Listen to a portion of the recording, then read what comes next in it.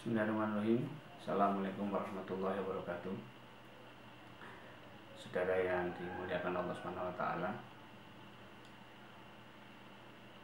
Pada kesempatan kali ini saya akan menyampaikan tentang bagaimana berguru kepada manusia. Ya, kita berguru kepada manusia tentunya berbeda makna dengan berguru kepada Allah. Ya. Jadi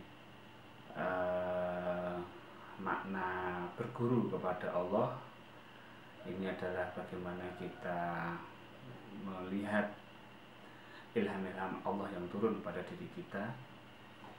Kalau berguru kepada manusia, bagaimana kita melihat apa-apa yang beliau sampaikan melalui ucapan maupun tulisan. Baik berguru kepada manusia maupun berguru kepada Allah, ini ada adabnya dan ada caranya masing-masing, ya. Dan ada materinya pun berbeda. Materi yang berguru kepada Allah dengan materi yang berguru kepada manusia ini berbeda. Contoh, orang yang berguru kepada manusia, dia misalnya guru ini menyampaikan tentang sabar, ya, tentang ciri-ciri sabar, definisi sabar, cara-cara sabar, kemudian kriteria sabar tingkat 1, tingkat 2, tingkat 3, dan apapun yang ilmu tentang sabar, maka kita berguru kepada manusia. Nah, berguru kepada Allah itu kita bagaimana Allah itu mengajarkan kesabaran secara langsung kepada kita. Jadi Allah memberikan kesabaran kepada kita melalui berbagai cara yang Allah berikan kepada kita. Ini tentunya berbeda. Guru manusia bisa saja memberikan teori tentang sabar, tapi Allah yang menurunkan kesabaran. Daya sabar itu dari Allah, teori sabar itu dari manusia. Baik, jadi ini satu hal yang berbeda. Nah, ketika kita belajar kepada guru manusia, ustadzkah, kiaikah, syekhkah, habibkah, atau mursyidkah, ya, kita lihat agar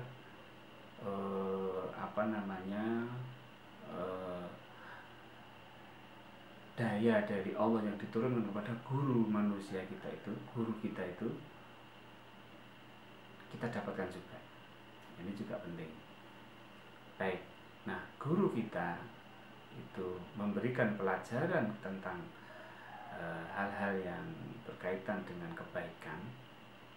Itu mestinya ada satu energi. Misalnya guru kita mengajarkan tentang sabar, maka di situ ada energi sabar yang diturunkan Allah kepada beliau, sehingga kita bisa mendapatkan dua-duanya, ya, mendapatkan dua-duanya. Maka penting kita menghormati guru, kita beradab kepada guru, karena agar tidak hanya teori saja yang masuk dalam diri kita, tapi juga pelajaran Allah yang diturunkan kepada guru itu mengalir juga ke kita, ya. Nah, kesambungan kita, keklikan kita dengan guru kita itu membuat daya lebih mudah kita terima. Maka dalam taklim muta'alim, adab berguru dan belajar, ini ada satu laku batiniah yang harus dilakukan oleh seorang murid. Tidak hanya masalah bagaimana dia menyerap teori ilmu agama, tapi bagaimana dia bisa menyerap energi agama yang diturunkan Allah kepada guru kita. Nah, ini yang sering dilupakan, ya, sering dilupakan, sehingga murid ini banyak ilmu tapi tidak bermanfaat ilmunya, banyak ilmu tapi malah mendapatkan mudarat baik bagi dirinya maupun bagi orang lain. Nah, maka ini sebetulnya sudah menjadi satu kelaziman kita berguru kepada seorang manusia. Nah, baik. Jadi ketika kita berguru kepada seseorang, maka adab harus kita gunakan, sopan santun harus kita gunakan. adab unggah-ungguh bahasa Jawanya ya, itu harus kita gunakan. Selain itu juga guru tidak boleh mengharap satu perilaku murid yang seperti itu. Jadi guru harus mengajar saja, karena urusan hormat dan tidak hormat itu urusan si murid. Kalau dia hormat dapat hikmahnya, kalau enggak hormat enggak dapat, itu aja. Tapi bagi guru sendiri jangan mengharapkan minta dihormati atau minta diperlakukan spesial oleh murid-muridnya. Jangan, sebab nanti itu akan menutup pintu hidayah dari Allah Subhanahu wa taala kepada guru tersebut. Sebagai seorang guru, kewajibannya adalah mengajar. Dengan mengajar itu daya turun kepada siapa? Bukan turun kepada murid, turun kepada dirinya sendiri. Sehingga murid itu hormat tidak urusan bagi guru. Yang jadi urusan itu adalah bagaimana guru itu ikhlas mengajarkan ilmunya, maka daya itu turun kepada guru itu. Nah, murid yang akan mendapatkan daya ini murid yang menghormati. Nanti akan turun ke siapa? Ya turun ke murid, yang dapat adalah muridnya sendiri.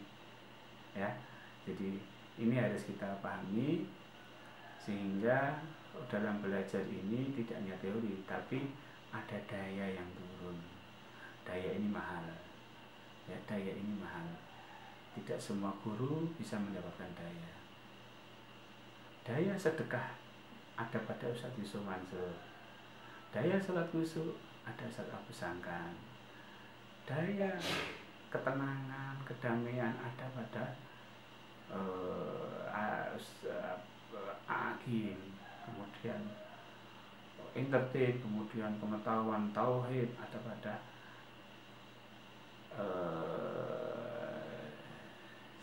DSQ ya, Ustadz DSQ yang lupa saya, maaf. Nah, ini harus kita pahami. Jadi setiap guru memiliki satu asar, memiliki satu daya tersendiri. Serap dengan cara apa? Menghormat beliau. Ya, baik demikian. Semoga kerendahan hati kita di dalam belajar kepada siapapun itu akan menurunkan daya dari Allah SWT kepada diri kita. Assalamualaikum warahmatullahi wabarakatuh.